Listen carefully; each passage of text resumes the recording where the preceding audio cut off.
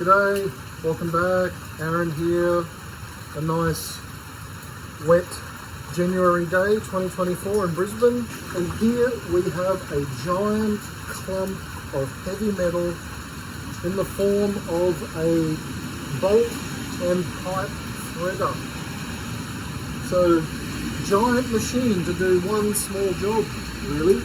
So this company, the Oster Manufacturing Co., Cleveland, USA,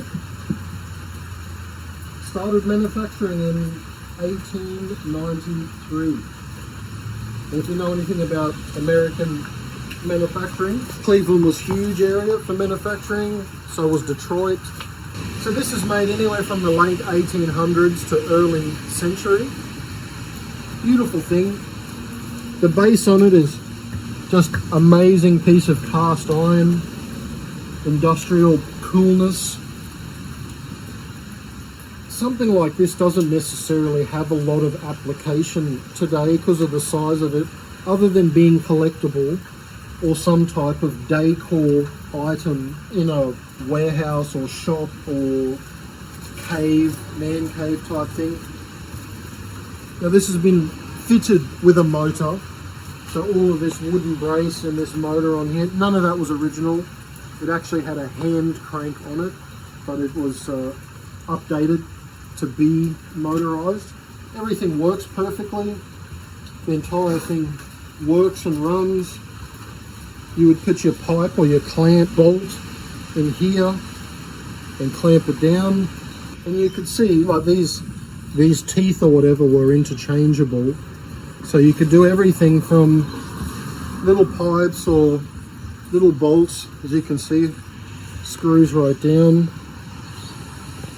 screws all the way in, and then of course it would do the exact opposite and do large pieces. No doubt you would have had to have changed these or slide them out or something like that, so you can release all of these. And these are numbered. That has a number 3 on there, well, that has a number 2, that has a number 1. Okay, so it's telling you how it's placed. This is not a lot to say about it. I'm not really an expert on these giant old things, but it's something cool that I scored. I couldn't say no. Took a lot of effort for 3 people to get this on. You can see where the little bits come out, slide in and come out here. There's would have been different ones of those that you could put in for different thread counts. That moves forward, moves back.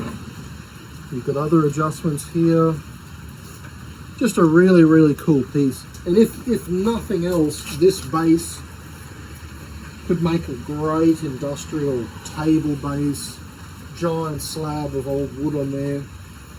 Just a great piece. Someone's definitely going to want it. I guess my imagining is it's got to be worth somewhere between $350 and $550. But when we move it, it's going to take some serious effort to move it. So, cool piece. Alright, I thought I'd show off a couple of cool chairs. A chair and a bench. I went to Maryborough for these, so that's a good sort of 3-hour trip, 3 hours each way, especially with roadworks. But the first one, not exactly sure how old this is, but I would think maybe the 1930s or 20s or something like that. And they're known as a spindle back because these are spun pieces of wood, and they appear to be oak. It looks all to be oak to me.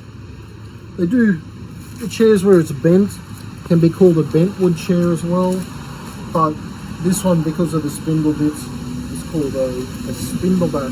Now to look under here, we have PMG. So that was Postmaster General. So that's the predecessor to Australia Post and Telstra. It became when they split, they became Telecom and Australia Post. So you can also see the broad arrow. A lot of people will know the broad arrow for the military signature, but what it actually is a government department stamp. So post office, the government, the military. A broad arrow stamp meant that this belongs to a government department. So it's a cool old chair, but what makes it even cooler is the Australian history of it being from the PNG. So very cool piece. I don't know if it's worth heaps of money. Looks like it's been repaired at some point in its life. Now, I'm imagining that it's worth $50, something like that.